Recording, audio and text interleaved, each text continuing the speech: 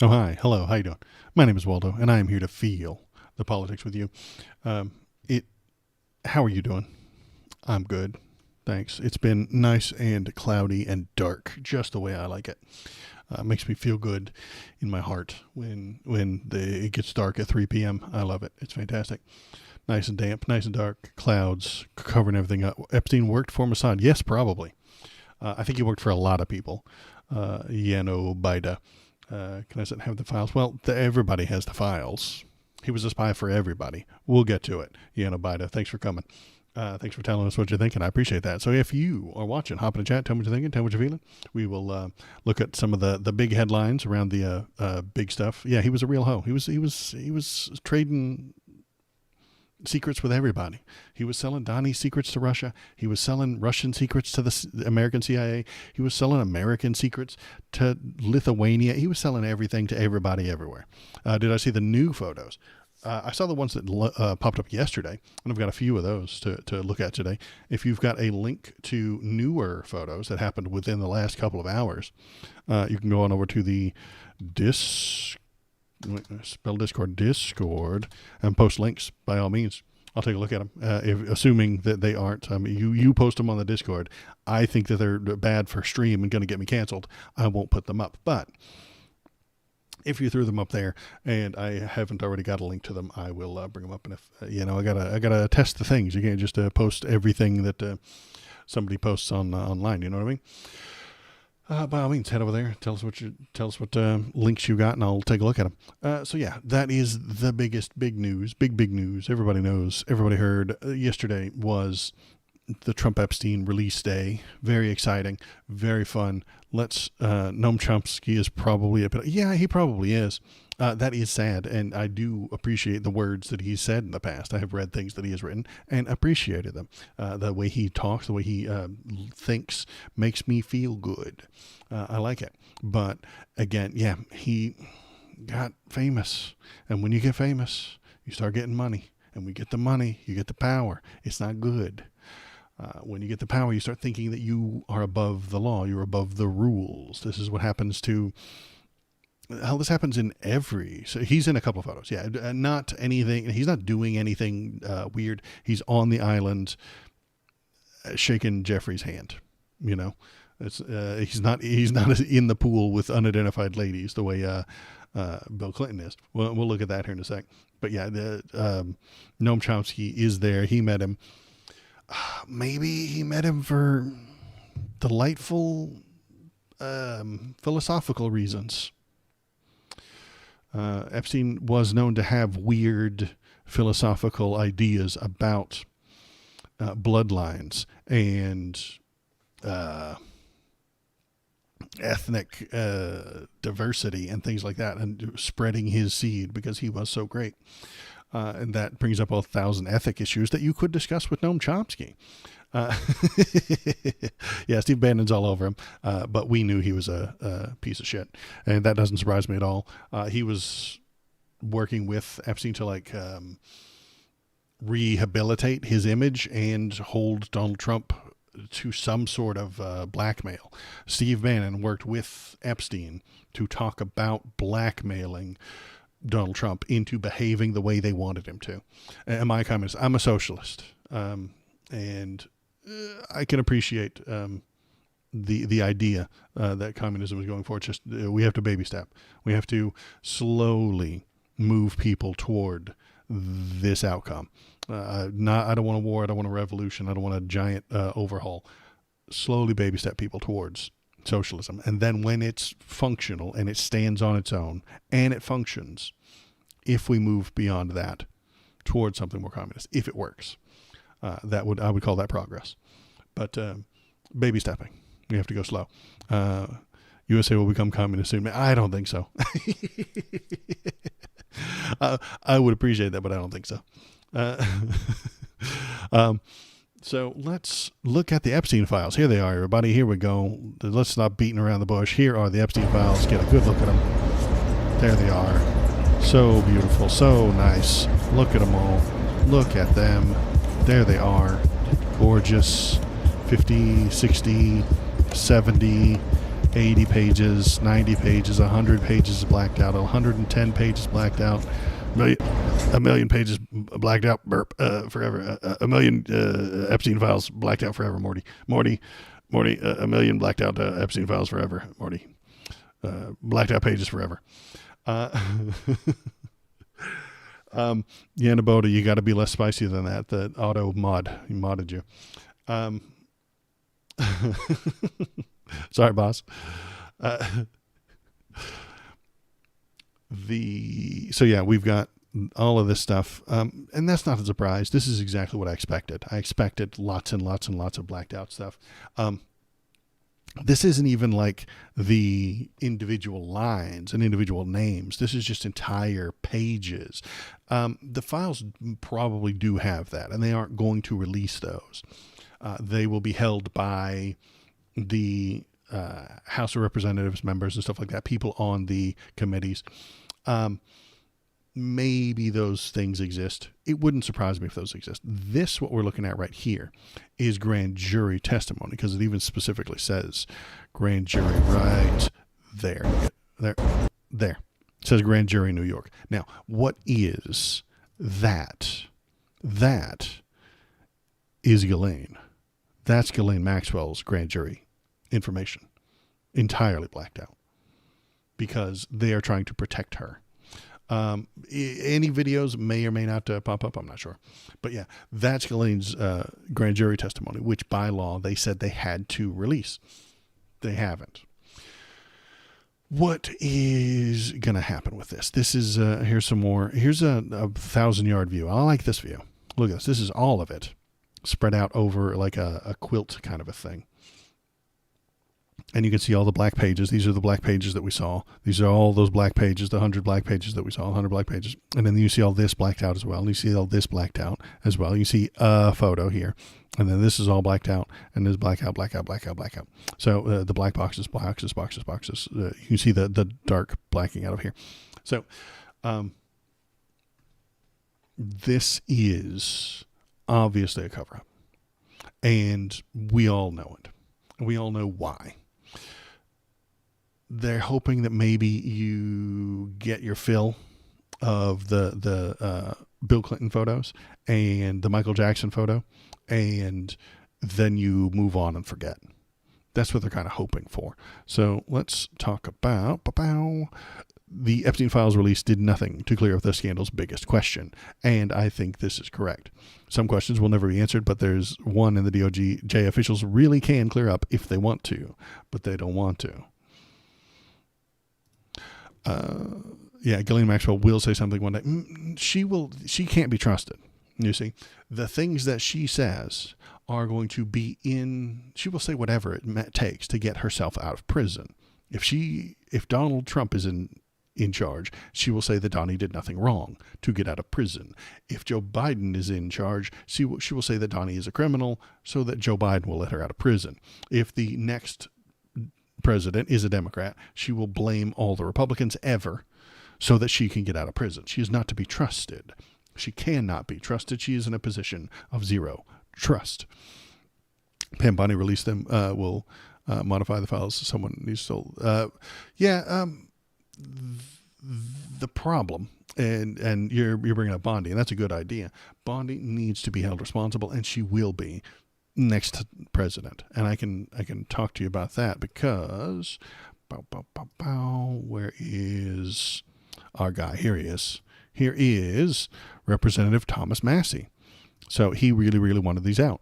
He said that the future DOJ could criminally prosecute Attorney General Pam Bondi and others in the administration for breaking the law in regards to the Epstein Files Transparency Act. So this is a Transparency Act statement from Fox Digital, existing criminal statute. So this is a criminal statute redacted or to reduce embarrassment or reputational harm.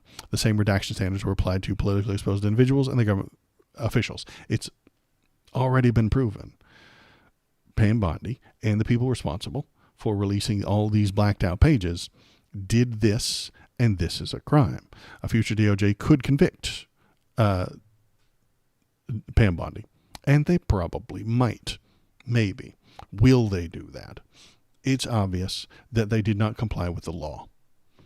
As it stands right now, you don't get to sue her because she's in charge of the cops. You can't arrest Pam Bondi. She's in charge of the cops. She's in charge of the FBI.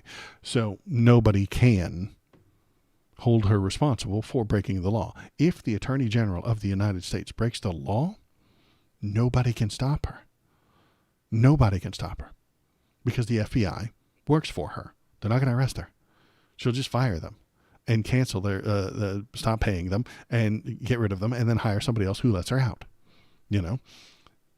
So there's nothing you can do if the Attorney General is crooked. And remember the chart. I point to the chart all the time.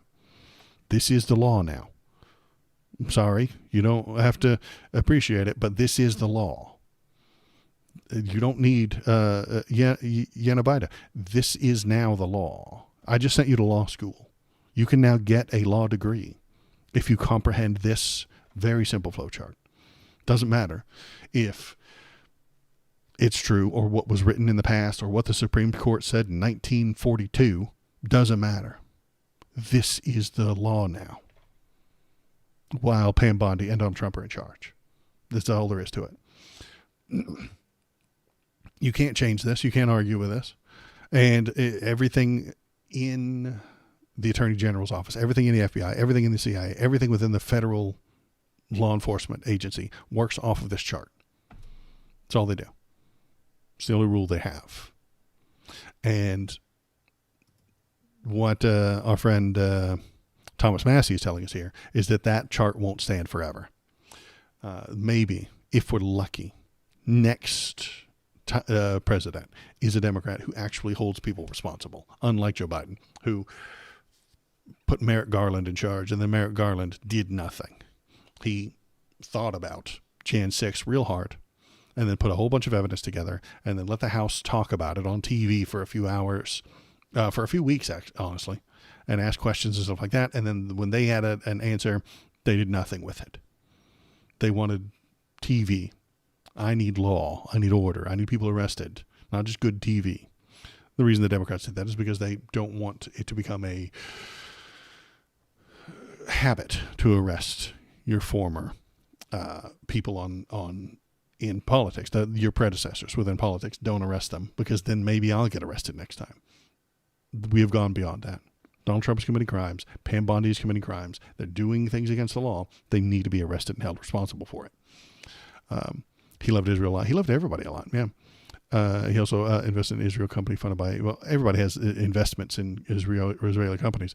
Epstein's money probably came from, they came from everybody who got blackmailed by him. Jeffrey Epstein was a blackmailer. That's how he did it. What was the guy's name? Matt Groening, something like that. He makes The Simpsons. He got invited onto Epstein's jet one time. And the way he tells the story,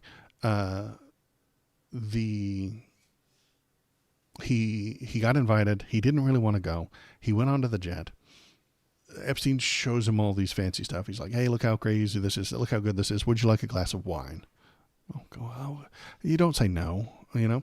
And then he's like, oh, you want a massage? And you don't say no. You just like, okay, great. And then he got a foot massage. And then after that, Epstein says, hey, that was a 17-year-old girl. And if you don't want me telling people that, if you don't want anybody knowing that, introduce me to your boss. Introduce me to the person above you on the food chain.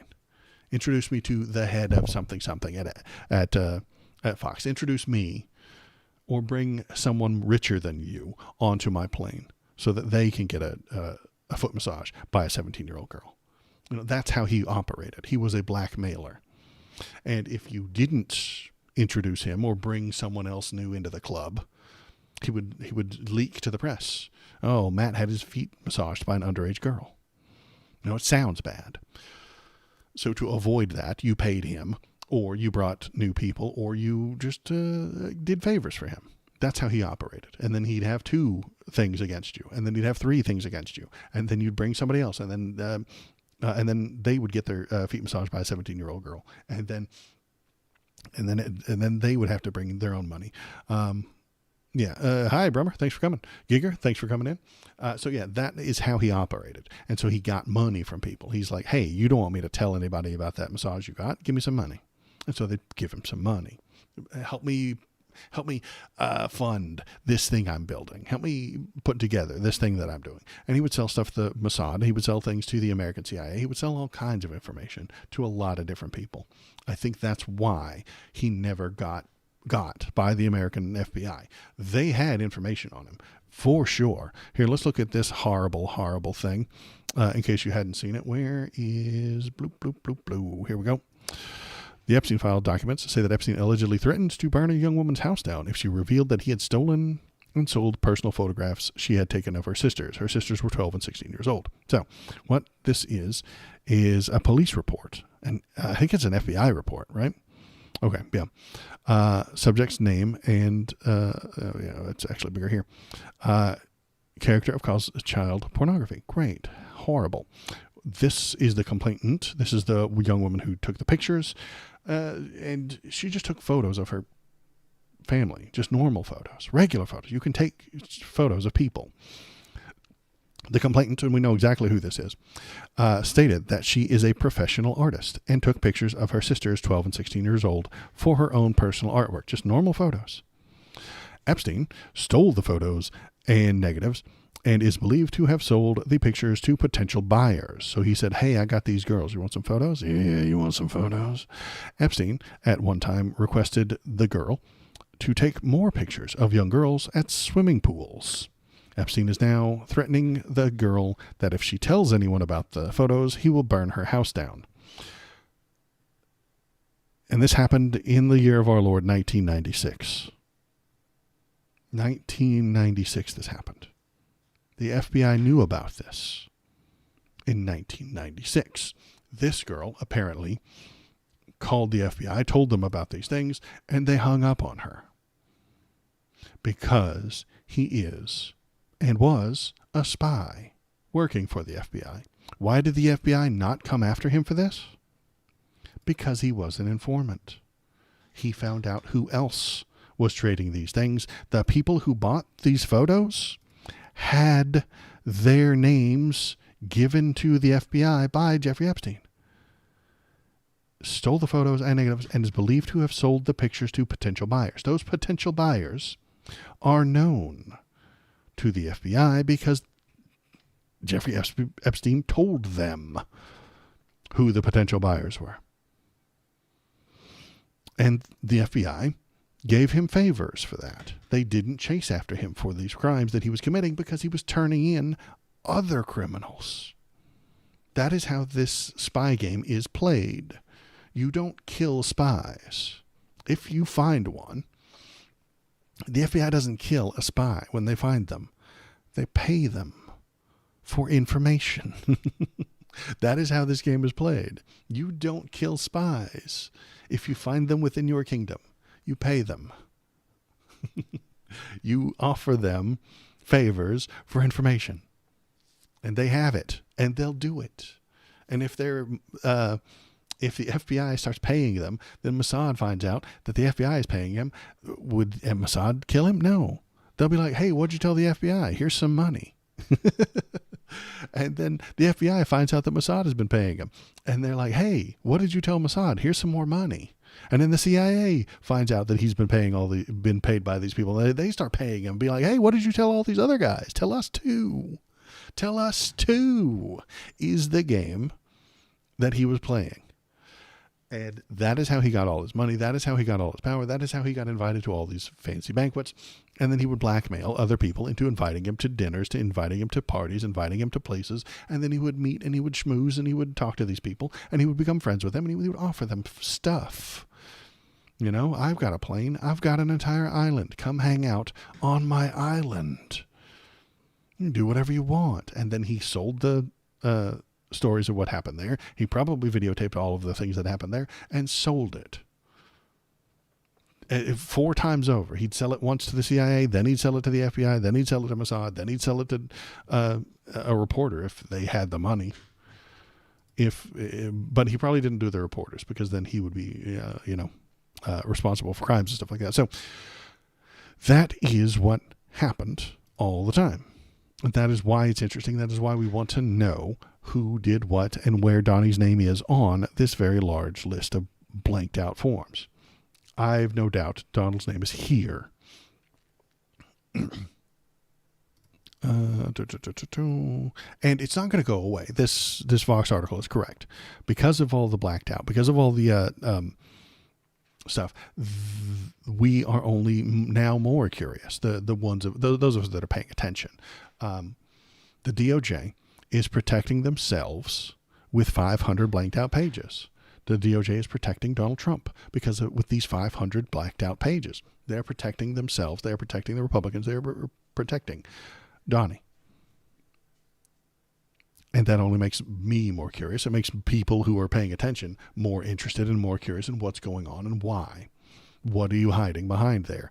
It's creating intrigue, even if it's boring intrigue, even if it's not important, even if those 500 blanked out pages are just really, really, really boring day-to-day stuff. The fact that they're trying to hide it makes people want to see it more. Let's see, what other sources do we have? Did this one have any fun photos? I don't think it does. 5 takeaways from the Justice Department's FBI files.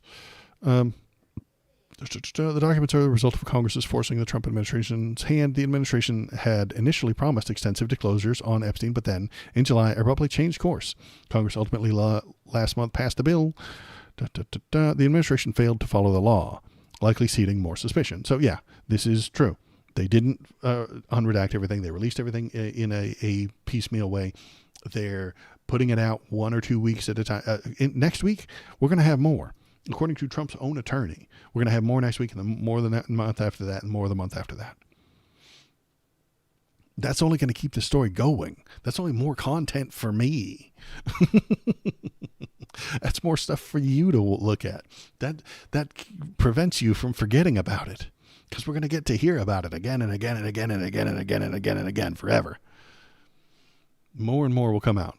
Yay, more blacked out pages of nothing. Yeah, exactly. Well, some of them, next month, they'll pick 10 of those pages and unblack them out and let out 10 more pages. You know? Then we're going to have 490 blank pages. And then a month after that, they're going to let out 10 more. We're going to have 480 blanked out pages. And I'll just get to keep talking about it. You'll get to keep hearing about it. Let's hack Israel, man. Well, they will release whatever's good for them. Everybody has the files. The DOJ, the American DOJ, has the files unredacted. They know all of this stuff. It's just that they're choosing not to give it out.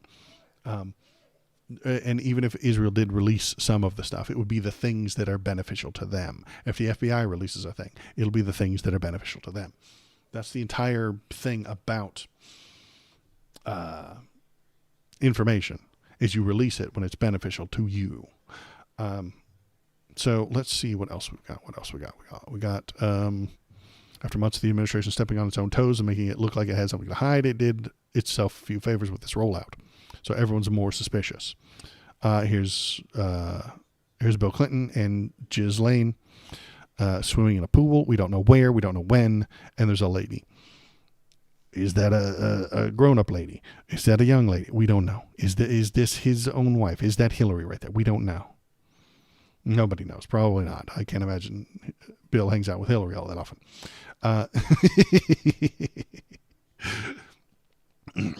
So who is that? We don't know. Is it important? Maybe not. This might not be anything dangerous at all. A heavy dose of Clinton. Yeah, and the documents were released Friday, while only partially featured a heavy dose of former President Bill Clinton, and the administration took great care to point that out. This is part of the psyop they're running on you right now. All the Clinton photos get released immediately. Everything with Trump gets blacked out. Everything with Clinton gets talked about, so that over the next month, they can hammer him on Fox News, on OAN, on all the right-wing things, on all of the right-wing controlled social media sites. All of them are controlled by right-wing people, conservative people anyway. They can pound on this. They can scream bloody murder about no Trump, no Trump, no Trump, no Trump, all Clinton, all Clinton, all Clinton, all Clinton, as if he runs the entire Democratic Party. He doesn't. visitors names list. I don't know if I find it. I only have what the internet's popped up at any given moment. So yeah, they're going to make this about Bill Clinton. They're going to make this about him only. And then next month, one photo of Trump will come out, and then this will just keep going on forever. A remarkable lack of Trump. Yeah, his name is not in there at all because all of his mentions got blacked out. That's really remarkable how little Trump's name and appearance show up in the first batch of documents, at least the very early reviews. We've seen many pictures of the two with one another previously, and as the Times story recapped, they spent lots of time socializing together in 1990s and early 2000s. Remember, we talked about this awful thing with the police report happening in 1996. Donnie kept hanging out with him after that, including a wide variety of attended parties. Wiles referred to them as young playboys at the time. One woman at the Times recalled Epstein introducing himself at one point as Don's best friend. So why isn't he in there? Because they've removed him, obviously. The confirmation that law enforcement was warned very early. Yeah, and they're talking about this thing in 1996 FBI document that I just showed you. We know who the woman is, and we have found her, and she has talked about it. Just to see it in writing and to know that they had this document this entire time and how many people were harmed after that date. Farmer's sister, Annie Farmer, told CNN's Jake Tapper on Friday night, "We've been saying it over and over again, but to see it in black and white that way has been very emotional." Then we've got this slightly misleading photo. So Michael Jackson, who has had an entire history of maybe molesting children, we don't know, hanging out with Bill Clinton in this photo. Now, this looks bad. It looks scary. This looks dangerous. This photo was, let me find the link I have. Here we go. Here we are. Okay. That's just Michael Jackson's kids at a fundraiser. Okay, so it looks bad, and the right wing are going to scream bloody murder about this. But this is a publicly available picture. It was taken in 2003 at a Democrat fundraiser. The faces of Evan Ross, Paris, and Prince Jackson are blurred. Those are just his kids. This is available. We know who these people are. But the Republicans are going to not point at this one. They're going to vaguely point at this photo and tell you the Democrats are evil. And when you tell them that it's a public photo that happened at a Democrat fundraiser, they're going to scream, "Oh, a Democrat fundraiser, right? Did they serve cheese pizza at this Democrat fundraiser? I bet they did. Proof that the Democrats are the problem. Look at them next to these poor, innocent, trafficked children." Well, no, that's just his kids. He brought them. And then they took a photo. And that is the problem with most of the media today. They are not, what's the word? They're not sincere. The people who are going to lie to you about this photo, and they're going to over the next couple of months, you're going to see a lot of liars lie about this photo. They know they're lying. They don't care. They don't mind. They like it because it reinforces their narrative. It reinforces their idea of what they want. They will lie to you to get what they want. The FBI will lie to you to get what they want. Pam Bondi will lie to you to get what she wants. Donald Trump will lie to you to get what he wants. You cannot trust any of these people. Where's Obama? Obama never hung out with Jeffrey Epstein. He was not a rich and famous guy. Obama, if you are a fan of his or not, it doesn't matter. He didn't grow up in wealthy New York, you know. I just feel like there's no way of knowing what's real with the Epstein files since they lied so much. Exactly. And that is the issue, Nick. They lie to you so much and they twist everything. Everything is spun. Everything is pointed into a different direction. Everything is put in a different way. You can't tell what's real or not, which means you draw your own conclusions. If you see these files and you love Donald Trump, you love him even more. There is someone online willing to tell you that this exonerates Donald Trump and it proves that he's a good guy and it proves that Democrats are evil. Or You can find someone online who's willing to tell you that this proves Donald Trump is a criminal and proves that the Democrats are good. Someone online will sell you whatever you want to hear. That's the difficulty with online sources, myself included. Am I telling you what you want to hear? I don't know. Maybe. I'm telling you what I think, and I'm being sincere about it. I can promise you that everything that I say is what I'm actually thinking and feeling. He's a war criminal, terrorist, U.S. president. Well, Obama was the drone president, and I'm very unhappy with him. Joe Biden's not in this because he's, again, not a New York filthy, rich, wealthy guy. Biden with children is suspicious, and he had his own issues too. You could say the best visitor's name source list. Okay, I'll look that up. Obama and Biden weren't fancy, important New York wealthy guys. Bill Clinton was a politician. He was a governor of Arkansas. He was a politician since the 80s, man. He was in the room all the time. In the 80s, Obama was still in law school or something. So, like, he never got to that level of prestige. Ben Solomon had a phone. Oh, okay, yeah, probably. He's also filthy rich, wealthy. And he's in the list, yeah. Not surprised. Let's keep reading this other article. I liked what it was saying.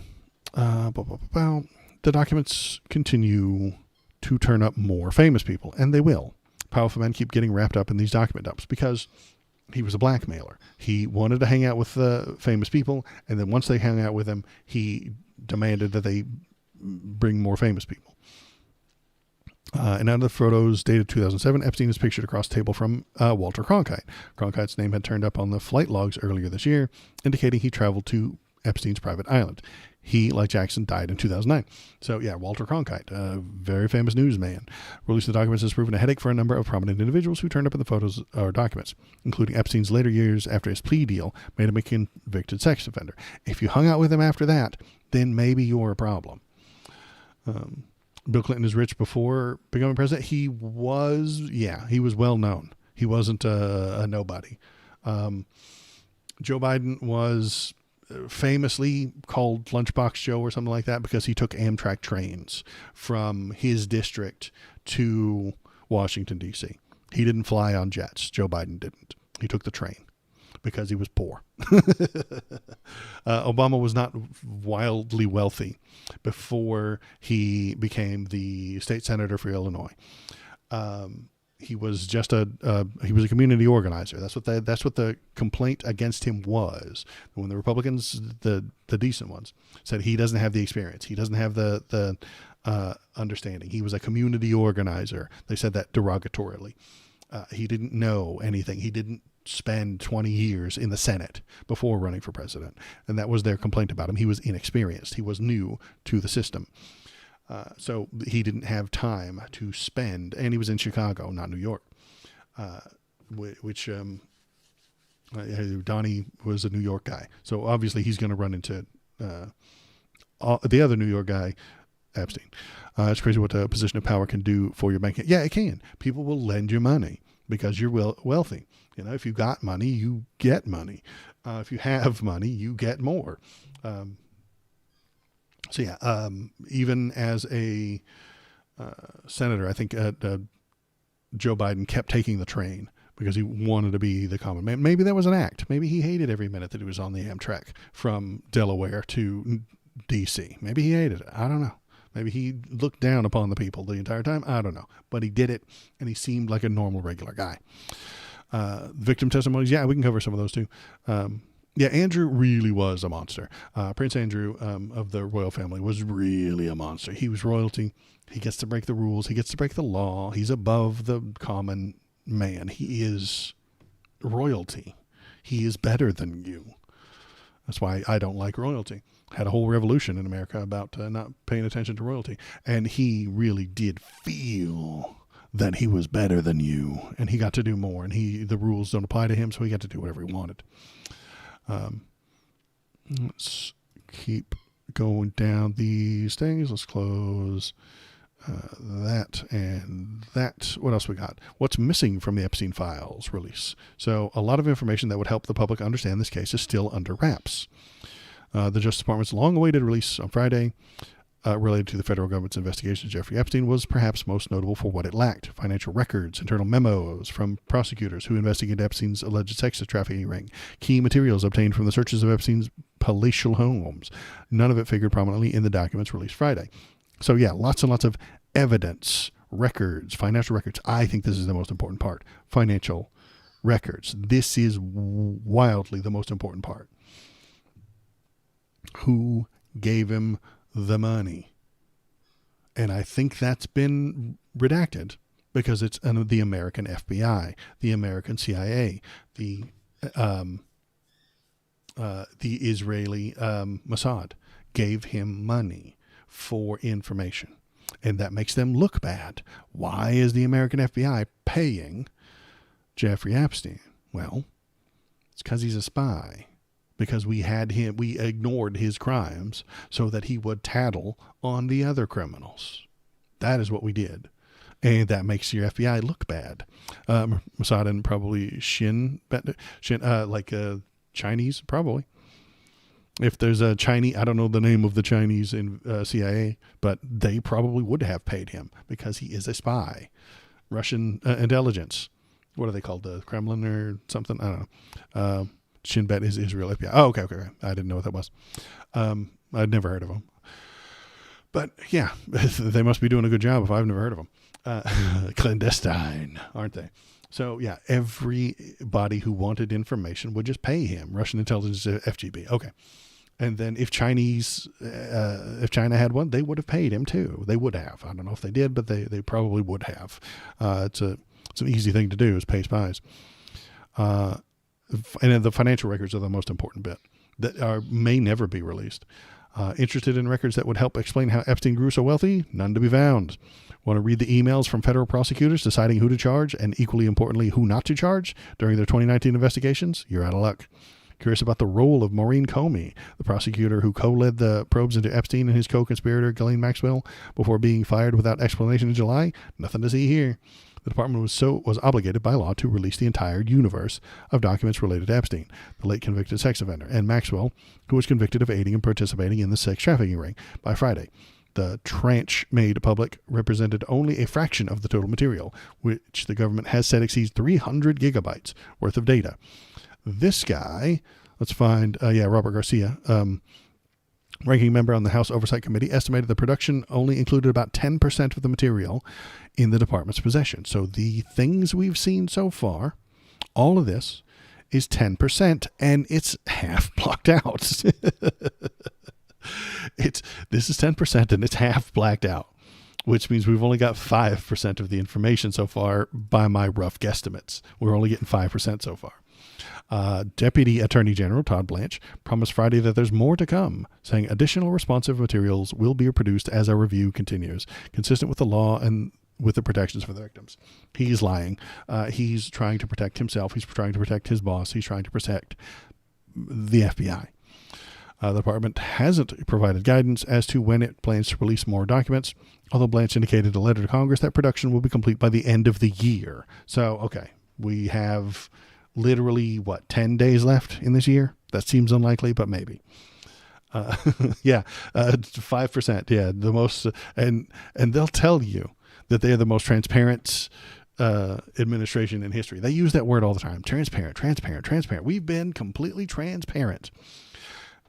They have, in the fact that I can see right through them. They're lying. They know they're lying. We all see through it. We know they're transparently lying, obviously lying. I think what's going to happen is over the next, I don't know if you've noticed, but it is Christmas time. We have my wonderful, this is Grumble, the Christmas gnome. I have him riding shotgun with me during the Christmas season. His name is Grumble. He's a Christmas gnome. It is Christmas time. It is actually, in fact, Christmas time, as you can tell by my amazing decorations. It is Christmas time. Most people are going to be busy over the next few days. You got gifts to buy. You got to hang the stockings. You got to fill them with coal. You have to find your children's shoes and fill them with candy and nuts in the traditional way. All the Christmassy things. Your parents are going to come over. Your great uncle Sal is going to come by and tell you about how things were better when he was a kid. All the Christmas things, Then you're going to have gift cards to spend, and there's going to be a Steam sale. Holy shit, the Steam sale is going to happen. That's always a good time. And then you're going to have to go on to Epic Games and get their free download and stuff like that. And then there's going to be a Christmas thing. Christmas in Gaza is so beautiful. I've never seen anything. If you've got photos, by all means, toss them into the Discord. But yeah, the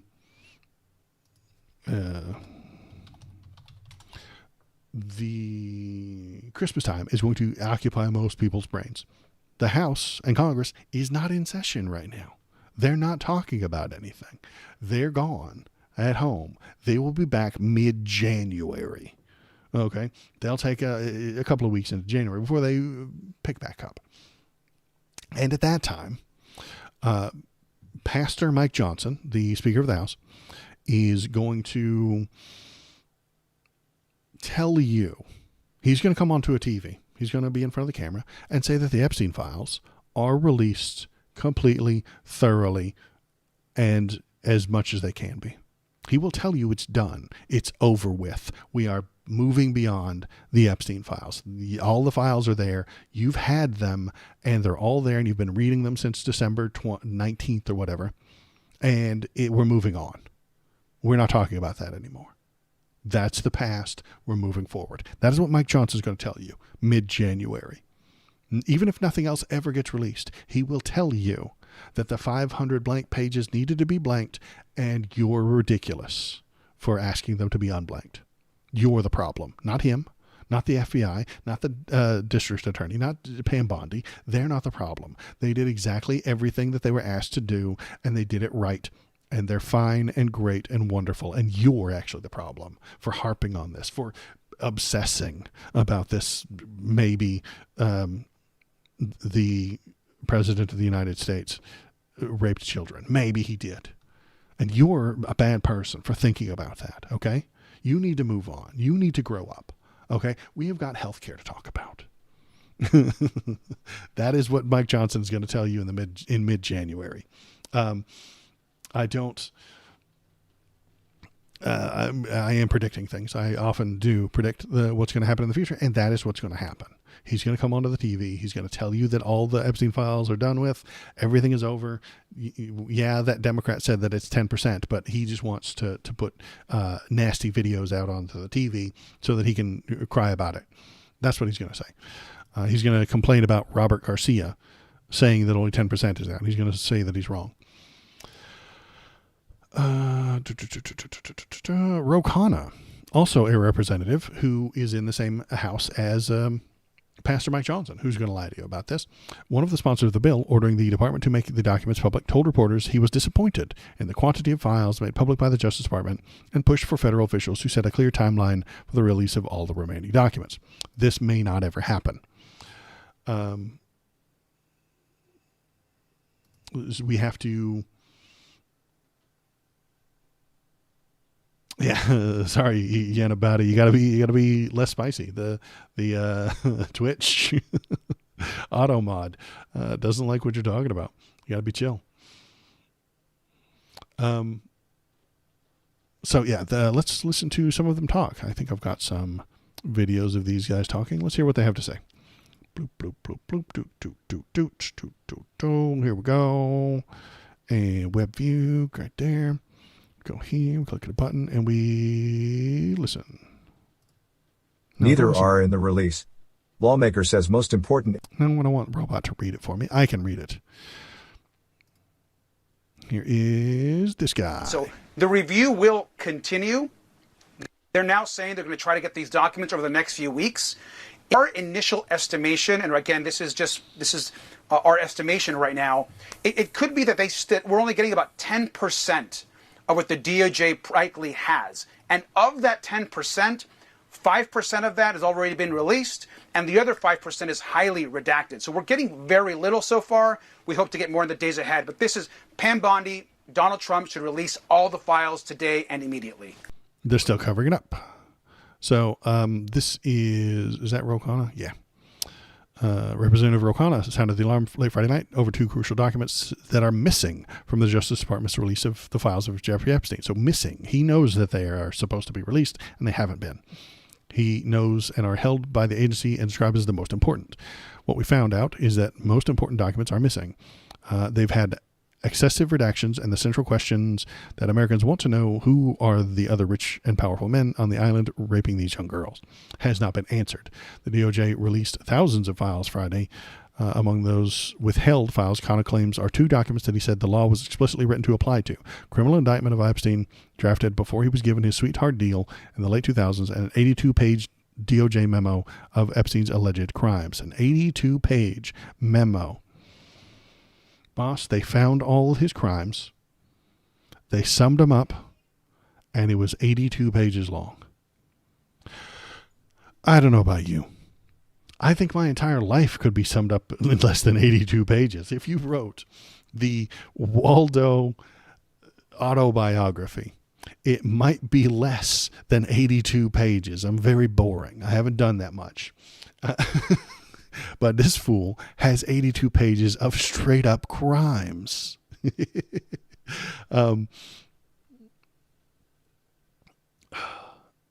That's not good. I don't want 82 pages of crimes. And that is what apparently this guy has seen. Ro Khanna is in the government. So he has access to some of these things. And he saw the 82-page crime novella and wanted it released so that you could see it. And when it didn't pop out this past Friday, he's upset that it's not there. So he's going to keep harping on about it. Ro Khanna is going to continue to tell you that it's important and that it needs to be released. And Mike Johnson and the Republicans are going to tell you that it's not important and it doesn't need to be released and everything is already released and you need to move on. So that is the fake argument we're going to have in January. Ro Khanna is going to say, release the files. Mike Johnson is going to say, we already did. We did it. We already did the files. We already released them and you didn't like it. You just didn't get the thing that you wanted to see, which was a smoking gun telling you that Donald Trump is bad. Orange man bad is what you wanted and you didn't get it. And so now you're just being a bitch. That's what he's going to say. Mike Johnson is going to say. He's going to use stupider words. He's going to use less, he's going to use disingenuous words to tell you that that's what's going on. And he's going to try and move beyond it. He's going to try and move past it.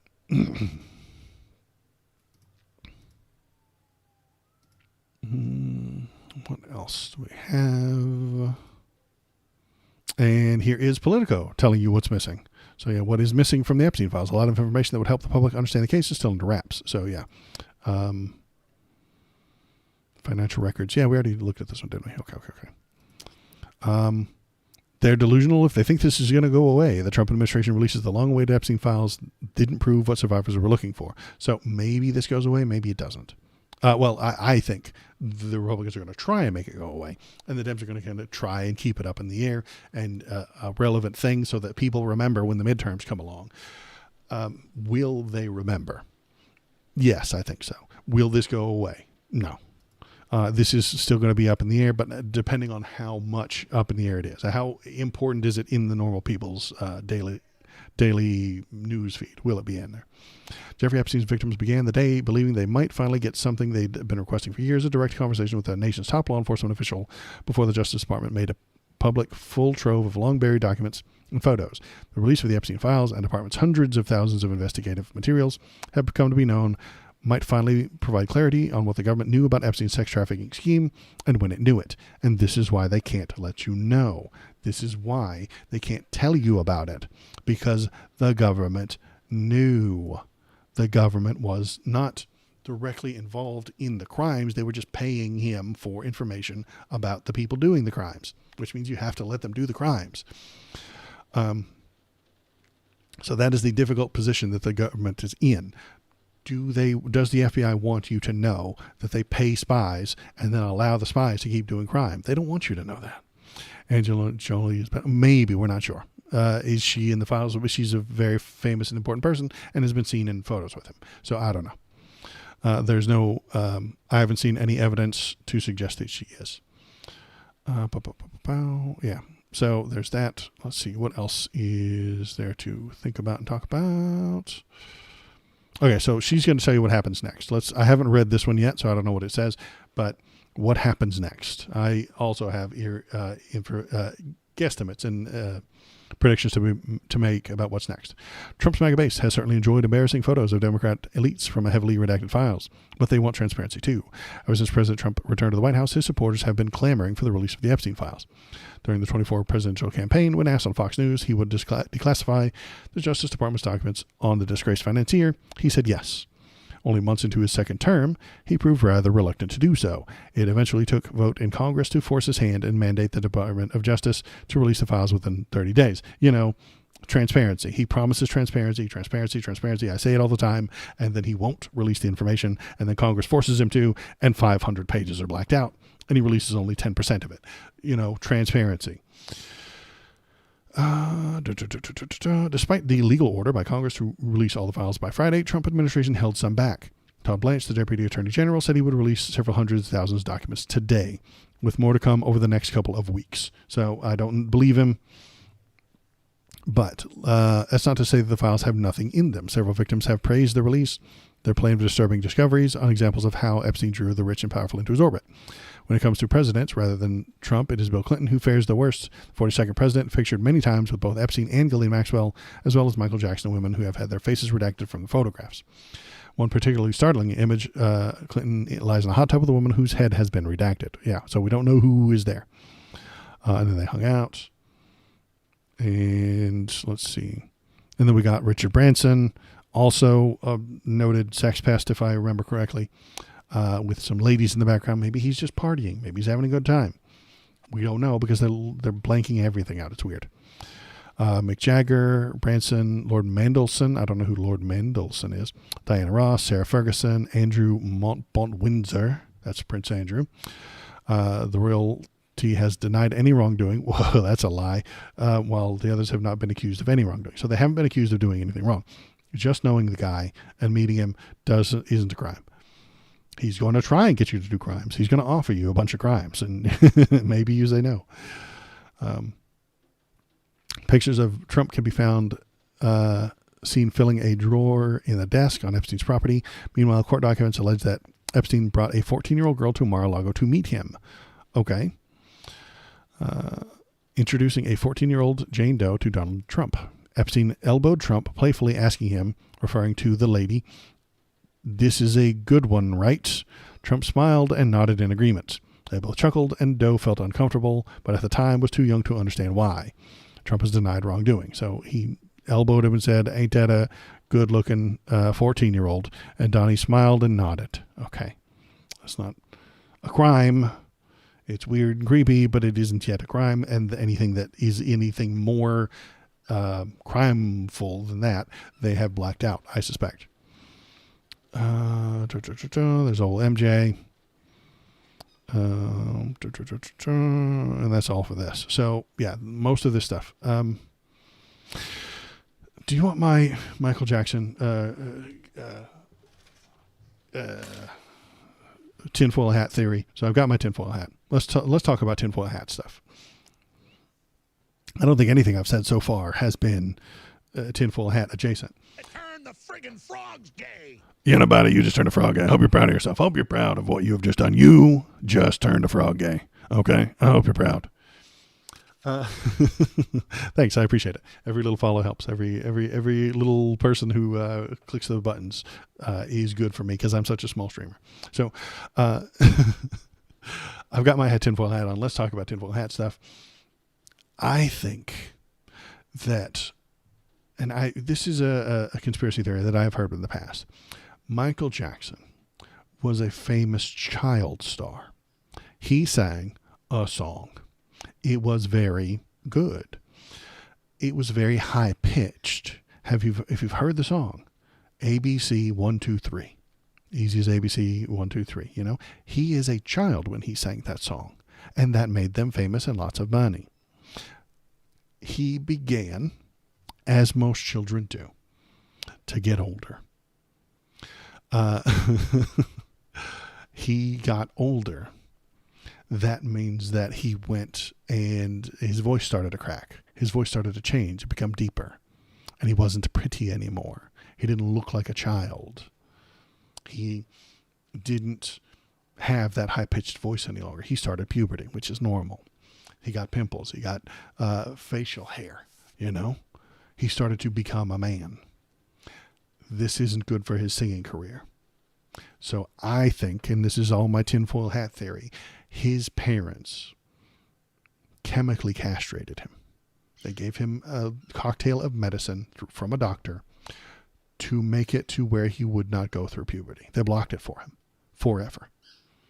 They castrated him chemically with a cocktail of medicines to make it where he never got to go through puberty. He never got to grow up. And then we have this weird time after he was sang that one very famous song as a child until he was a later teenager into his 20s. He kind of disappeared for a while and he came back looking weird because his body did not go through the normal adultification that normal people go through. This kept his high-pitched voice, that kept him looking like a child. This kept him looking like a kid rather than an adult. He never grew the facial hair. That's why when you watch him in like Billie Jean, if you think about that music video, he kind of still looks like a kid, doesn't he? When he does Smooth Criminal, he looks like a kid. This broke his brain. Sorry, but it did. And he just acted like a child all the time, which is why he hung out with the children all the time. He was one in his broken brain. And that is my thing. Was he doing weird things? Yes, because he's weird. His parents broke his brain, and he never got to grow up, and he never got to be an adult. So it was very disturbing. It broke his brain, and he can't act normal because he's been wildly famous, wildly influential, wildly popular, and wildly rich since he was a child, and he never got to stop being a child. So that's my tinfoil hat theory guesstimate on why MJ was the way he was. So we can close that one. I'll take the hat off. Okay, so Trump administration turns Epstein files into WikiLeaks 2.0. The full transfer documents will be released sporadically. So it's just going to come out a little bit at a time. The Trump administration has transformed the release of the Epstein files into the 2025 version of WikiLeaks, a slow drip document dump that could threaten a long list of Washington's power players. And with each newly published trench, a frenzied press corps will pore over every word for clues about the world leaders, corporate executives, and Wall Street titans who helped the late convicted sex offender Jeffrey Epstein grow and maintain his influence. So this is not going to go away. The news loves this shit, and they are going to keep digging in. They're going to wait and come back every week. Every week there's a new document released. Front page news again, front page news again, front page news next week. Trump Epstein, Trump Epstein, Trump Epstein forever. Trump Epstein story will never die. The Trump Epstein cover-up will never end. It'll be 2032 and we'll still get headlines about the Trump Epstein cover-up. It'll still keep happening forever. We will never stop talking about this. So that's what he already said. The Daily Drip is a remarkable result of President Donald Trump, who has urged his allies to move past the Epstein files, prompting jeers from Democrats who say he's trying to conceal details about his own longtime relationship with Epstein. Trump has maintained for years that he and Epstein had a falling out years ago, well after 1996, when he was reported to the FBI, and no evidence has suggested that Trump took part in Epstein's trafficking operation. Trump advocated for the release of the files only after Republicans in Congress rebuffed his initial pleas to keep them concealed. A law passed by Congress in November requires the release of the Epstein files by December 19th, but DOJ's review process ensures that the deadline is only the beginning. So yeah, more and more of these will come out over the next few weeks, maybe months, maybe years, when Ro Khanna sues again after the midterms it might just get worse. And they might release 10% more, and then 10% again the next month after that. Let's see. We got some more bill photos. We saw that one. See, and this might be an adult lady. Okay. This doesn't look good. Jeffrey Epstein blackmails you. He says, I will release this photo if you don't come visit me, if you don't give me some money, if you don't bring your chief of staff or somebody who you worked with. Remember one time, Bill Clinton, you worked with this one politician? Invite them on my plane or I will release this photo. And so Bill Clinton does it. And now the new politician that he brought with him is on the plane and gets blackmailed, Is there any other photos? Okay, I think that's it for those. Let's see if we got these. So we saw that. And we saw this. Okay, so I think that is everything about that is up in the air right now. Shit. I just clicked on the wrong button again. This was the one I was talking about. So I keep getting it backwards. This is the photo of Bill Clinton right here with the lady. That might be an adult lady, Maybe she did this for fun and had a great time. Maybe she's entirely normal and not at all traumatized by sitting on Bill Clinton's chair armrest. Or maybe she hated it. Or maybe she was paid to sit here. I don't know. We don't know. So let's see. So what does happen in the future? What will happen next? A lot of normies will just do Christmas as normal and then move on. Yanaboda, you're not, Yanobida, you're not normal. I'm sorry to let you know this. You're watching politics streams. You're not a normie. Anybody watching a political streamer is not normal. I say that to my audience all the time. The normies, the middle of the road, the people in the middle who get one news headline a week will move on from this. They will forget that half the pages were blacked out. They will just pay attention to the next big story, maybe. They get one headline a week. The normies in the middle of the country. They still think CNN is a solid place to get your information.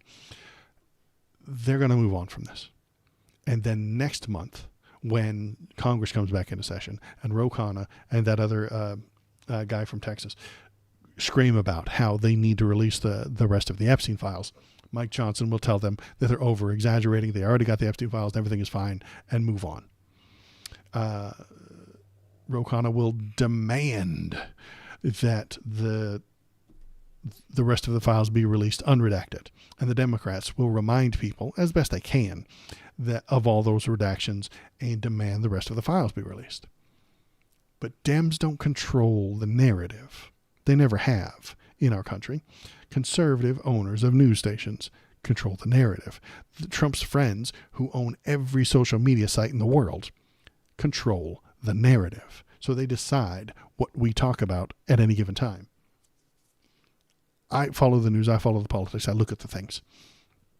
But the vast majority of people only hear what their preferred algorithm gives them. And conservative right-wing people control the algorithms. Right-wing people own Fox News. They own OAN. Elon Musk is a downright Nazi. He is helping every Republican get elected. As much money as he can dumped into their politics. And his algorithm on X.com, formerly Twitter, pushes right-wing agenda all day, every day, even while I'm asleep. There's a right-wing agenda being pushed by the Twitter algorithm. Facebook, dominated by boomers, is a conservative company. They want to make money. And if you make more money by supporting Trump, then they'll support Trump. They don't care. Russia recognizes all these ideas and is gaming the algorithm to help themselves as well, pushing to help Trump because they can control Trump a little bit better. The owners of CNN are conservatives. They want to make money. They don't care about the truth. They don't care about the reality. They don't care about telling you true things. They care about soda commercials. They care about commercials for the latest drugs. that you have to ask your doctor about clotrexazole. That's what they care about. The billions of dollars that the big pharma is going to give them to show TV commercials of people laughing and running through a field and talking about how much they love clotrexazole. They love it. That's the money. That's their job. It's not to inform you. It's not to bring you information. It's not to tell you what's going on. It's to make money on TV commercials. That's what they do. And so they make more money on TV commercials if you come back every couple of months to talk about these Epstein files. But not if, and maybe they would make a lot of money on TV if Donald Trump is being impeached. That would make a lot of money. So they just want spectacle. They don't care what's true. They don't care what's real. They're not about getting justice. They're about spectacle. And generally, they lean right. CNN leans right. They do. Even the owners of MSNBC, who lean Democrat, are conservatives. They need to make money. They need to make money. And that's why it's difficult to find news and information, stuff like that, is because so much of it leans to the right, and anything that doesn't lean to the right is leaning to the left intentionally and willingly, like to counterbalance it. It's difficult and it's tricky. What is going to happen in the future? That's what the hell I was supposed to be talking about. Like I said, mid-January, House comes back. Ro Khanna is going to demand more releases. Mike Johnson's going to say, we did the release. It's over. Move on. You got what you wanted. Let's talk about something else. And then he's going to complain in front of the TV. I want to talk about healthcare for the American people. And Ro Khanna wants to talk about the Epstein files that did get released and show information from 1997. We don't care about 1997. We care about the people who are paying healthcare premiums tomorrow. He's going to try and judo flip and make everybody stop paying attention to it. Will that work? Maybe. For a portion of the right wing, that's going to work. For the portion of the center-right voters in the middle of America, that's going to work. They don't pay that close attention anyway. They're not watching YouTube streamers. They're not watching live streamers. They're not watching people really get down into the weeds on what politics really is. They don't know what politics is. They can't comprehend it anyway. So they're not going to be paying attention. When the midterms pop up, and they will, I've made this prediction before, but bear with me as I make it again. ICE is going to be at polling places in parts of the country that have Latino constituents.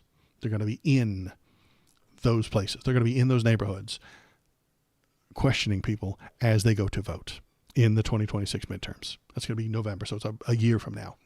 But as early voting begins in October and stuff like that, ICE will be mobilized. They will be there questioning the people standing in line to vote, demanding immigration paperwork of people born in America. If your name is Juan Hernandez and you were born in Phoenix, Arizona, you have a social security number, your parents were born in Phoenix, Arizona, you go to vote. ICE agents are going to stop you by the look of your skin, by the name that you give them. They are going to assume that you are a fake immigrant voter. And Mr. Juan Hernandez is going to tell them, I was born in Phoenix, Arizona. Here's my social security card. They're going to demand his immigration paperwork. He doesn't have any. He was born in America. He's an American citizen. And if he gives them any grief, if he flips them off, if he yells at them, if he calls them fascist, if he tells them to go away and shut up, they will tackle him to the ground. They will pepper spray him. They will attack him, and they will drag him off to a gulag. And then all the other people in line won't stand for it. They will yell at them, and then they will get tackled. And then they will tell them that they're fascist, and then they will get tackled. And then they'll yell at them, and they'll record them with their phones, and they will tell all the ICE agents that are there that they're doing illegal things. And that they will also get tackled, pepper sprayed, tear gassed, and dragged off to a gulag. Lots of people will see this happening and run away from the poll. They won't get to vote because ICE is pepper spraying everybody who's in line and has a brown face. And then the local police will show up, and the local police might start fighting with ICE. Are you going to stand around in line to vote if ICE is pepper spraying the local police, and the local police are trying to get ICE to stand down, and there's tear gas everywhere? Of course not. You're not going to vote. You're going to leave because you can't spend a weekend in jail. You'll lose your job. If I spent a week in jail, I would lose my job. I would not have a job anymore. Even if it was completely not my fault and no charges are ever filed on me. People who are in the lowest of the low, the minimum wage jobs, don't just get to stop showing up for a week. They don't get to call in and say, hey, I tried to vote. I got pepper sprayed. They put me in the gulag. I'll be in next week. They'll lose their job. They're done. They're out. They're over. And in fear of losing their job and losing, or spending a week in jail or getting pepper sprayed or tear gas, they won't vote. They'll run away. And that is voter interference. That is going to happen a year from now in November of 2026. That's what's going to happen. And the National Guard will be standing around chasing and scaring people. They'll be standing by doing nothing, but that's still scary to some people. Seeing an armed National Guardsman outside the polling place makes you not want to go there. This will be voter intimidation. This will be voter interference, vote interference. The Democrats will talk about this. And the Democrats will still win. The Democrats will still win, I think, in 2026, depending on the severity of this problem. If it happens in one place, the Democrats still win. If it happens in 100 places, the Democrats still barely win. If it happens in 1,000 places, the Democrats might not win. And they will claim that it's a crime and stuff like that. And if we only get a little bit, of voter intimidation, a little bit of voter obstruction from ICE, if we only get a little bit, the Dems will scream about it. The right will scream about it.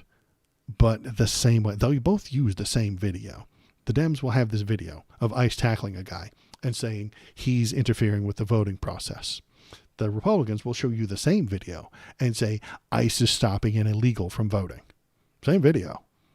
And they'll say, look at that heroic ICE agent tackling an illegal immigrant trying to vote. It won't be true, but they don't need truth on their side. They have feelings on their side, and they feel like anybody with the name Juan Hernandez should not be allowed to vote. That's how Republicans feel. The law doesn't back them up, but that's what they feel. Any black and brown people shouldn't vote. They shouldn't be allowed because America's a white Christian nation, and those people aren't white Christians, so they don't get to vote. That's how they feel. That's how they think. That's how they feel. So if we get a little bit of that, the Dems win. They impeach Donald Trump. Absolutely, that's going to happen. If they have the House and they have the Senate, January of 2027, they will be sworn in. They immediately impeach Donald Trump. That is, depending on how much voter intimidation happened and how that impeachment goes, it might turn into civil war at this point. That is where our civil war happens. January of 2027, when around 1 year from now, we will see the beginnings of our civil war. How much voter intimidation is there? How many ICE agents are at the polls? How many people get hammered at the polls? How many people get pepper sprayed at the polls? How many votes get lost because the National Guard is standing outside the polling place, preventing people from voting?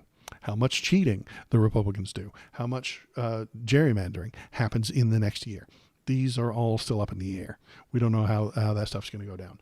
But if there's a lot of it and the Republicans lose the House and the Senate, they will impeach Donald Trump, and he will go onto the TV and he will look into that camera and he will tell you that illegals voted for the Democrats. He will tell you that without any evidence, without any facts, without anything to back it up. He will tell you that millions and millions and millions of illegal people voted for the Democrats, and he did not lose the midterms, and he will refuse. He will tell the House to refuse to put those people into power. He will tell the Senate not to swear in the Democrats. That begins our civil war. And if he's obviously lying, the House and the Senate go on without him. If he's just rambling like a lunatic, they might do the 25th Amendment and dump him before he can be impeached. Entirely possible. J.D. Vance does want that job. J.D. Vance, Jonathan Vance, does actually, in fact, want to run the 25th Amendment against Donald Trump and get rid of him and become the president himself. He just doesn't want to do it too soon. You see, you're allowed to, most people would think that you're only allowed to be president for 8 years because you only have 2 terms. But you can actually spend 10 years as president if you remove the president through the 25th Amendment 2 years into his term. You can spend 2 years as president, as Jan Stance Vance wants to. Then you can run. Then you can run again, being 4 years, 4 years, 2 years, equaling 10 years. He wants that. He wants to be the 10-year president. He really does. So, and that's when things really get spicy. I know everything's spicy right now. Everything's spicy and exciting at the moment with all of this shit going on. But that is what we have to look forward to. So stick around, hop into chat, tell me what you're thinking, tell me what you're feeling, become a follower, press the button, go on over to my YouTube videos, over to my YouTube page, and follow me there, because I turn all of these live streams into shortened down, more streamlined videos. So I talk into the camera for a couple of hours, then I edit it and cut out all the odd pauses and the weird burps and stuff like that. And then I turn it into a YouTube video and I post those up over there as well. So going over to YouTube, give me a like, give me a follow. The YouTube algorithm is powered by hatred. So go on over there, spread some hatred over to YouTube. Smash the thumbs up button, break the bell, spread some hatred of anyone, anything in the comments. That will help my algorithm boost up anywhere. You can hate Star Wars, you can hate Donald Trump, you can hate Obama, and it will power my algorithm, because the YouTube algorithm is powered by hatred. So the more you hate anything, the more they like me. It's a very strange metric, but it does seem to be true. Was there anything else to talk about today? I think there was. What was it? It was... Oh, hey, here we go. Here's a good one. We got 2 little things to talk about. I was ranting, as I often do, against AI the other day, and somebody asked me, like, why do you hate AI so much? Why does this stuff bother you so much? And it's for things like this, not that. For this. Look at this photo. Look at this photo. It says, United States. All right. Hang on. Let me put on my good announcer voice. United States, 1974. It's lunchtime at McDonald's in 1974. AI wrote this. The uniforms are crisp. The smiles are real. The fries are golden. A young man in a blue cap takes orders while his colleague hands out red boxes of burgers. Behind them, the menu board lists Coca-Cola for 30 cents. This was the golden age of fast food, when service was professional and branding was bold. The smell of fries and the sound of milkshake machines filled the air. This is boomer bait to make them feel nostalgic for a time that was better. Everything was better in the past. Please remember the past. Do not look forward. Do not look forward. Do not look forward. Look backward to when everything was good. Look at this young man. He is fantastic. He is gorgeous. He is properly dressed. He is smiling at you. He is giving you all the service that he can. This young woman is dressed appropriately. She doesn't have any lip tattoos. She doesn't have any tattoos on her neck. She doesn't have a piercing in her nose. She does not have blue hair. Look to the past. Everyone, for when everything was great and everything was good. I know, any of it. You've found the problem here is that they've got chichingas for $3.40.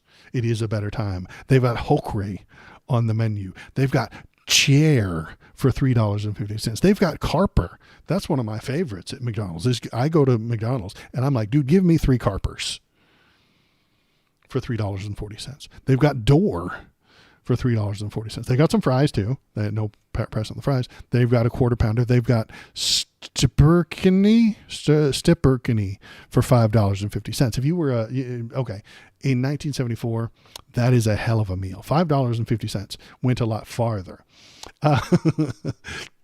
Was $5.50 was a lot more money back in 1974. And if you were a baller. Okay, if you went into McDonald's and ordered the stipperkini the Stipperkiny, right? And the Schloskis, the Schloskis for $9.50. I mean, they don't even make Schloskis anymore. And they got cases for $8.50. This is why I hate AI. This is my rant about AI again. AI will make conservatives feel like the past was better, and they will hold on to that forever. I have often complained about conservative people thinking that Leave It to Beaver was a documentary.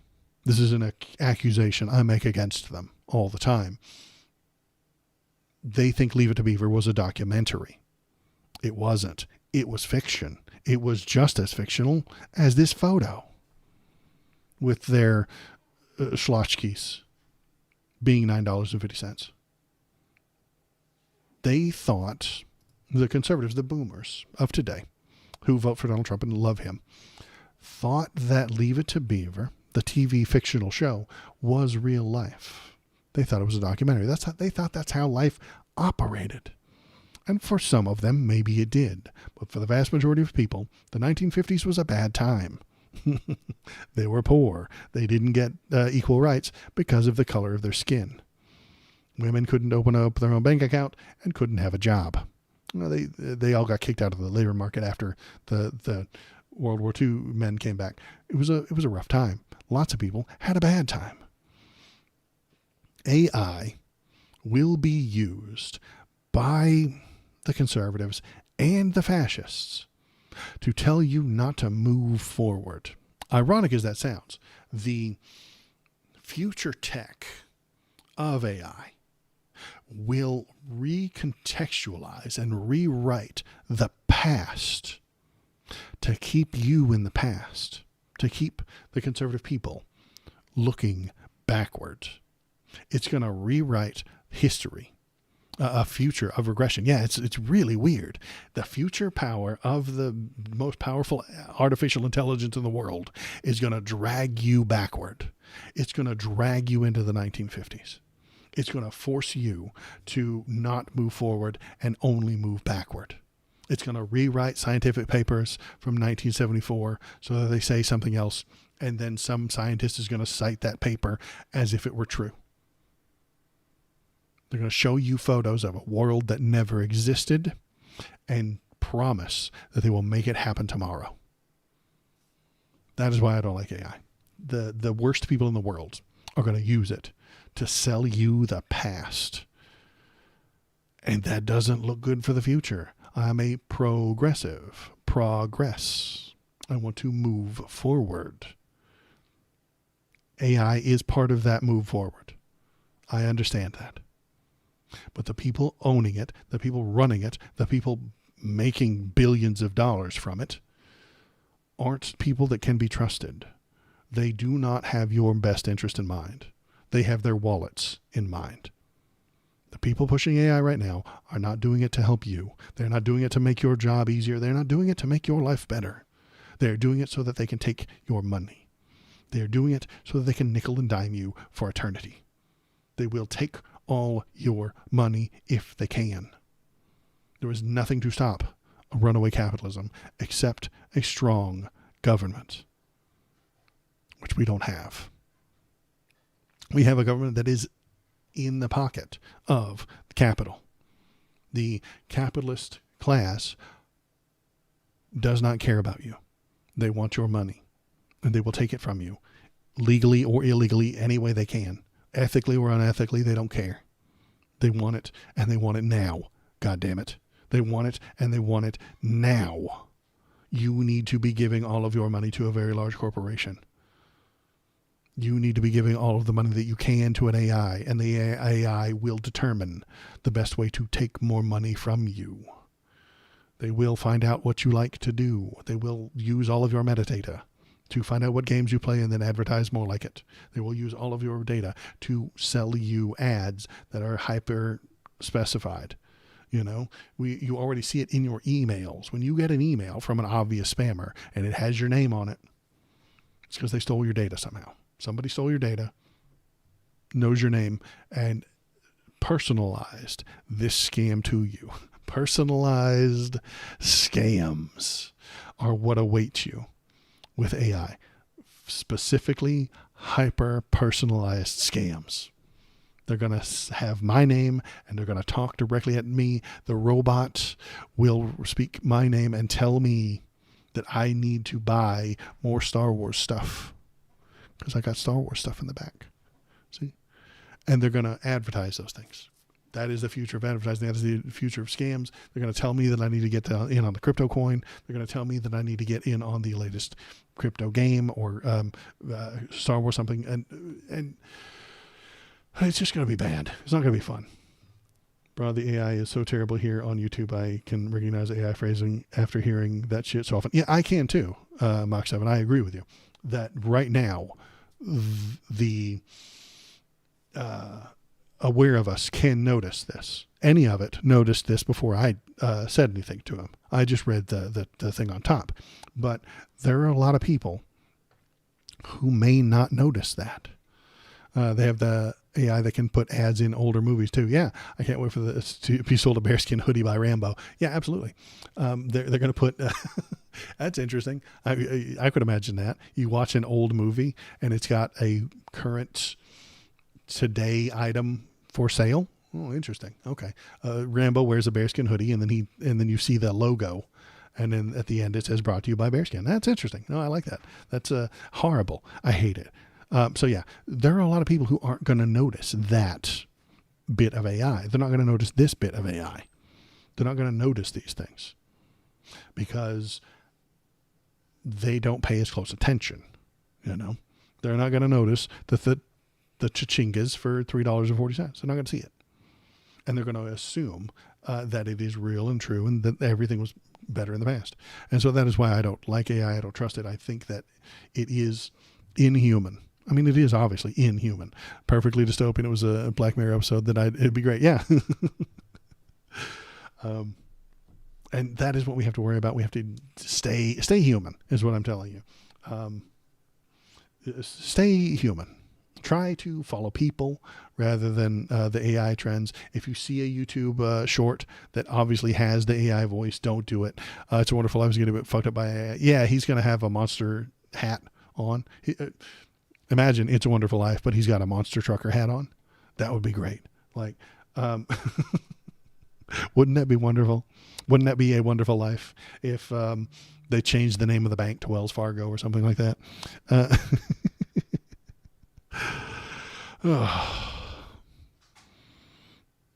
Yeah, I'm getting a text.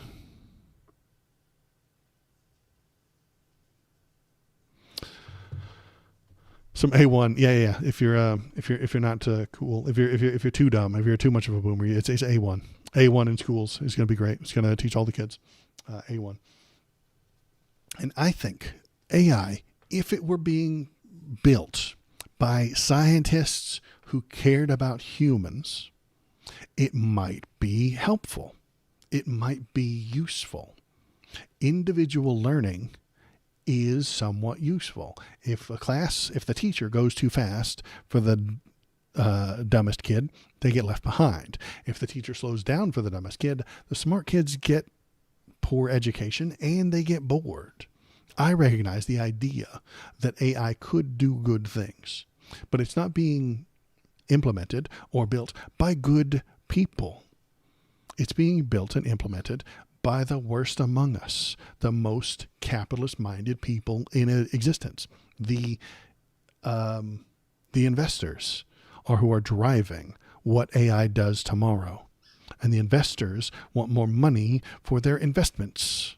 That is all they care about. They want their stock portfolio to go up. They don't give a shit about you. They don't give a shit about the A1. They don't give a shit about the McDonald's burgers. They don't give a shit about the people or the children who are trying to learn. No. Stock money up. Line go up is all the investors care about. And that will lead to bad people being in charge of AI. Bad people being in charge of what the AI is supposed to do. And it will lie to you to make that line go up. If the investors knew that it was going to lie, but the stock price was going to go up, they would allow it. They'd be like, yeah, man, that's all that matters. Stock prices, my stock value is all that matters. Humanity be damned. AI is going to kill 1,000 babies. Does my stock profile go up? Well, then allow it. Stupid babies shouldn't have gotten in the way. Maybe I'll create a new trolley problem cartoon. We've all seen the trolley problem cartoon where the stick figure stands there.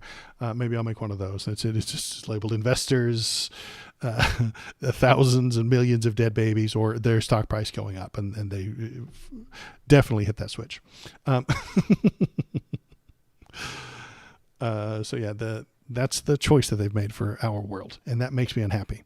So this is why I was yelling about AI. This popped up, and then it made me think about it.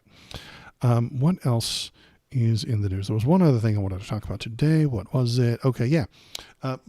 Russia is buying Trump for $6 billion, and it's happening in plain sight. A failing social media company, Truth Social, a Russian-backed fusion deal, AI panic, presidential conflicts, and now a dead American nuclear scientist. Telling me again that this is just a tech story. Let's see something straight right up front. So who wrote this? This is Dean Blundell at Substack. So he's got something going on here. December 19th. This is not a story about clean energy. This is not a story about innovation. And it's definitely not a story about Donald Trump suddenly caring about the future of the planet. This is a story about money, leverage, bribery, and access, and how a collapsing Trump empire just stumbled into the most lucrative geopolitical choke point of the next century. $6 billion is the price tag on the surprise merger between Trump Media and Technology Group. That's the company that owns Truth Social, the place to go and get all your best lies. The hollowed out shell behind Truth Social. And TAE Technologies, a nuclear fusion company with deep pocketed backers, international government ties, and an ambitions to power the AI economy.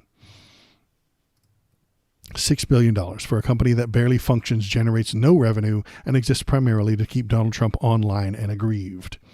That alone should have set off alarms, but it gets worse. Truth Social is shrinking. Its user base is stagnant. Its cultural relevance is gone. Its stock has been bleeding. Truth Social is nothing. It is just a place for Donnie to put his thoughts. It doesn't have any good people. There are no people there posting good things.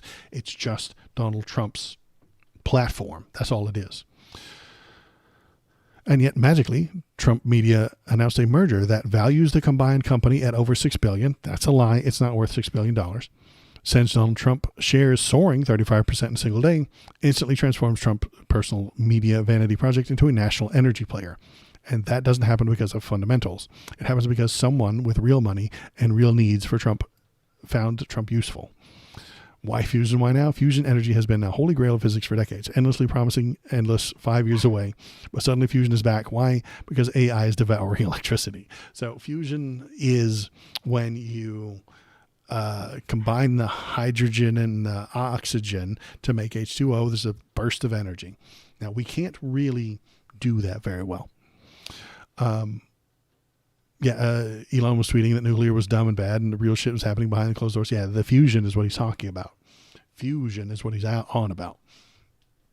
Nuclear, boiling water is all we've ever done. That's the source of all of our power.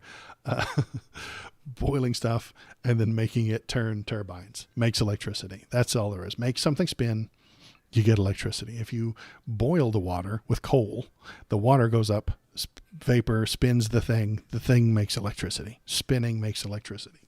If you put nuclear rods under the water will boil and they'll spin the thing making the electricity. If you build a dam, the water goes through the dam, spinning the turbines, making the electricity. Spinning makes electricity. How do we make the spin? If you do windmills, the windmills spin, make the electricity. Spinning makes electricity.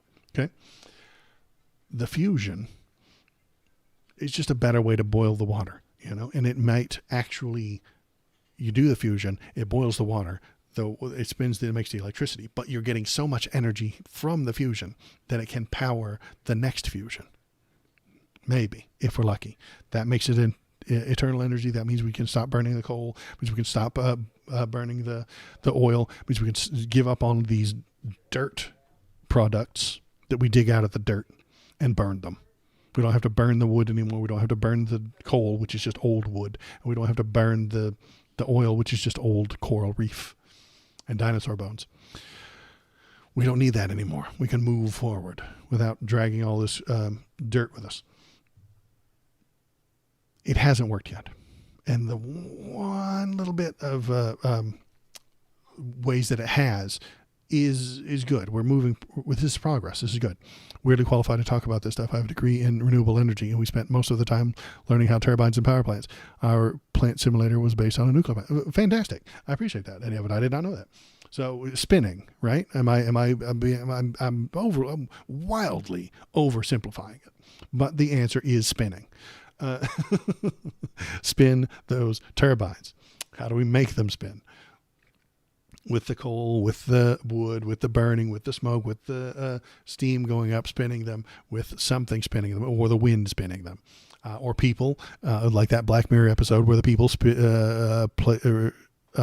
work on their bikes, right? They're spinning. Spinning makes electricity.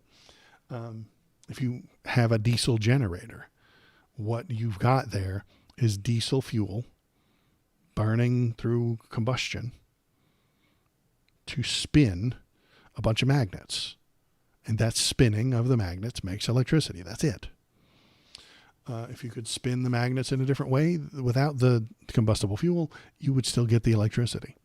If you ran real fast and used your feet to pedal to spin that thing, you would still get the electricity. You would just need a lot of people pedaling really fast. So, the hell was I talking about? Oh, yeah. So, yeah, fusion might be actually making progress. They might actually be making progress on the fusion stuff, which is good, which is great. Donnie's not going to use it for making your life better.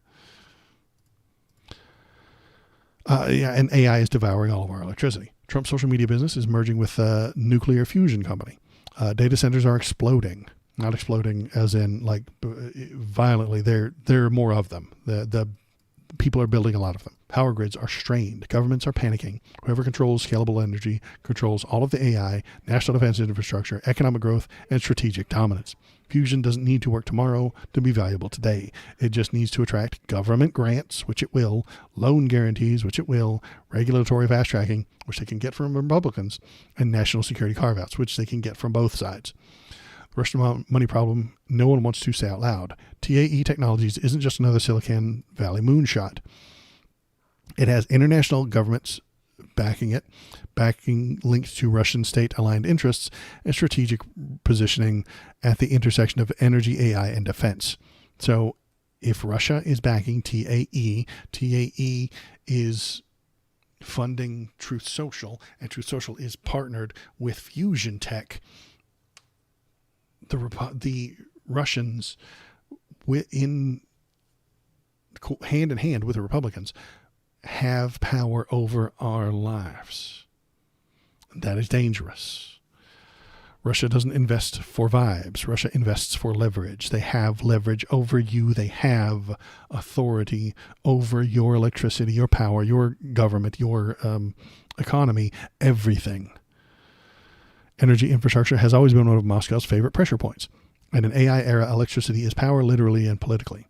Now ask yourself this. Why would a fusion company that already counts Alphabet, Chevron, and sovereign wealth interests among its investors choose Trump Media as its public market gateway?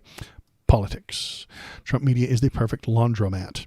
Trump didn't divest, he repackaged. He moved his Trump Media stake into a trust. He is the sole beneficiary. He makes all the money. The trust is controlled by Donald Trump Jr. Devin Nunes became the CEO of the merged company. Trump Inner Circle takes board seats. Translation, Trump profits, Trump influences, Trump denies responsibility. It's the same playbook. It's the same playbook. Trump Tower condos, Deutsche Bank loans, and Saudi Gulf money. Only this time it isn't a product. The product isn't real estate. It's American future energy investiture. Trump profits, Trump influences, Trump denies responsibility. That's what's going to happen. Even after he's gone, he's still going to be the most important political thing to ever exist. But Russia doesn't care if fusion even works. Here's the part that Wall Street doesn't want to hear. Russia doesn't need fusion to succeed. It just needs influence over the sector, which it will have, access to the U.S. political power, which it will have through Donald Trump, a say in how the energy scarcity is framed, which it will have through Facebook and Twitter and Truth Social, and a compromised president advocating emergency solutions, which Donald loves. Donald loves emergency solutions. Everything's an emergency. Everything's a national emergency. Everything's a security concern. Everything everything he's ever done is for super emergent, super important security concerns. Even a failed fusion project can move billions of speculative capital toward Russia and Donald, shape federal policy to benefit Donald Trump and the Russians, delay real solutions. Actual fusion will be further off because we've wasted our money on this, and capture regulatory bandwidth. Failure isn't a bug, it's leverage. And then they killed a scientist, maybe? Now we get to the part of the story that makes everyone uncomfortable and where real responsible journalism matters more than hot takes. Okay. Shot fired at Waldo. Okay. Waldo, don't just give hot takes. Okay. Sorry. I'm sorry. Trump's social media company is merging with a nuclear fusion company backed by Russia, days after one of the top U.S. nuclear fusion scientists was gunned down in his home. So what did he know? When did he know it? Oh, my God. The top American nuclear fusion expert affiliated with MIT was gunned down a few days ago. No robbery, no personal motive, no public explanation of why this person was targeted.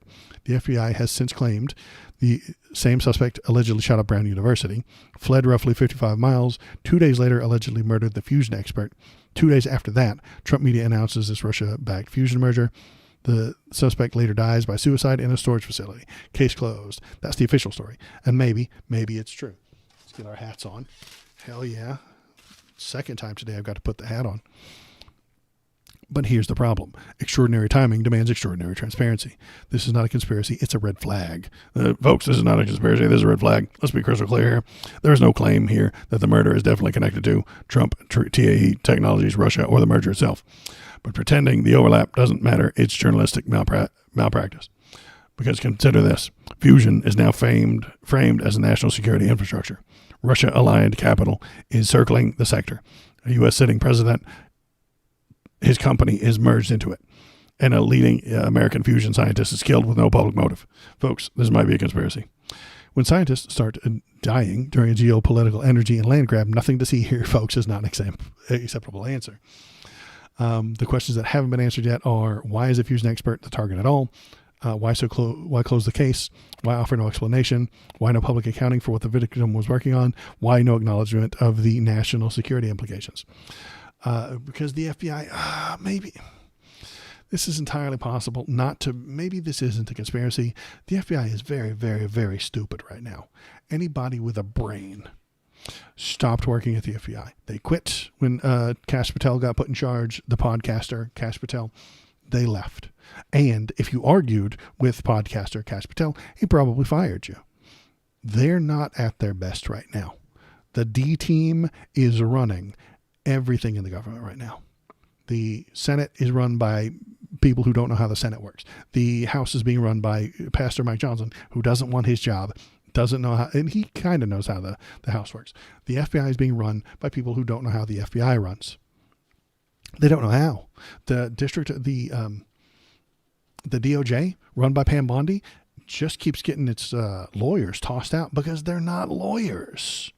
They're misspelling things in their legal briefs. They're putting together piss poor AI-generated legal briefs, and the judges are throwing them out. The people in charge of the DOJ do not know how to run the DOJ. They don't know how to run a lawsuit. They don't know how to prepare files. They don't know how to put together a case. They don't know these things. I don't know that either. But I didn't promise you that I could run the DOJ. I can't. I am not a lawyer.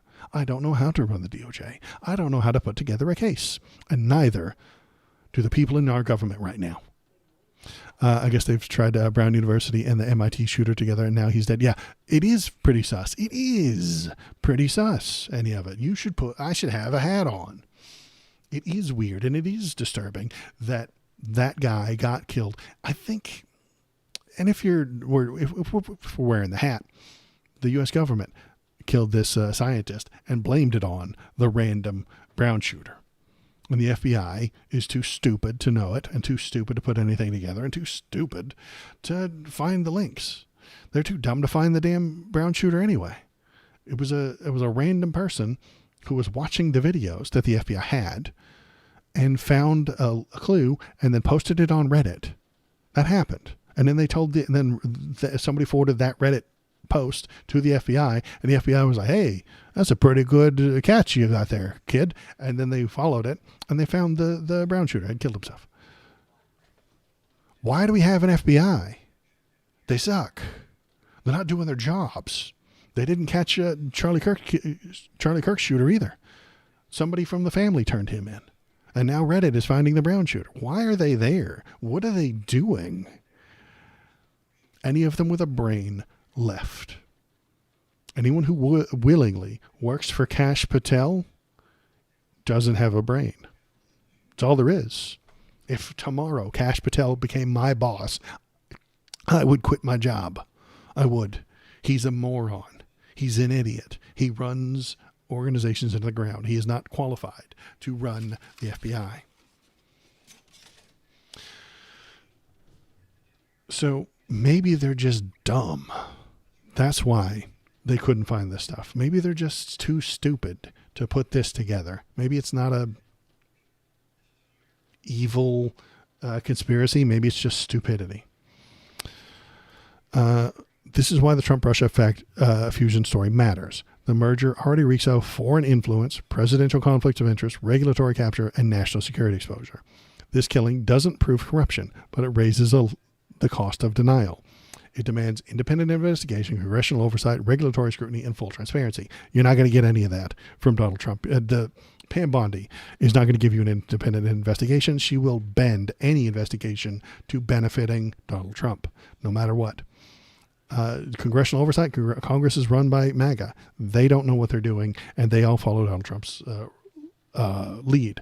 Regulatory scrutiny, they hate regulations, so they won't create any.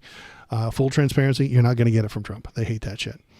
Fusion may one day power the world, but right now it's powering something else entirely. Donald Trump's balance sheet, Russian influence strategy, and a dangerous normalization of corruption wrapped in innovation branding. $6 billion just doesn't show up. And when it does, the people start dying around the edges. It's time to stop pretending this is a tech deal, because the story isn't finished. It's just getting started.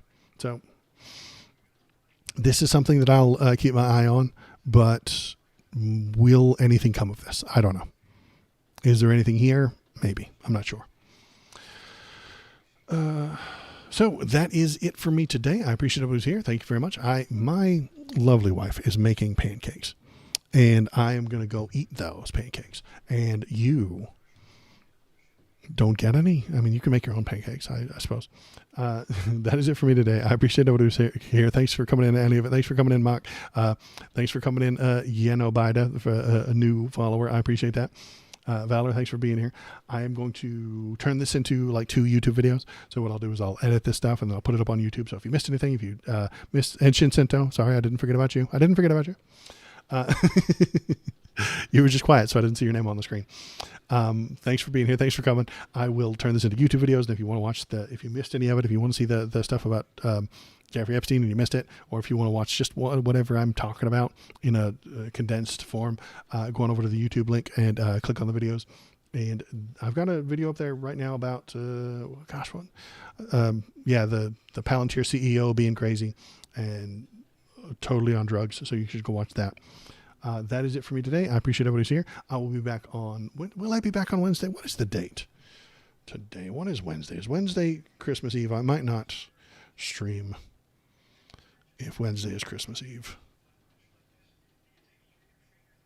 Yeah, Wednesday is Christmas Eve. So I'm probably not going to stream on Wednesday.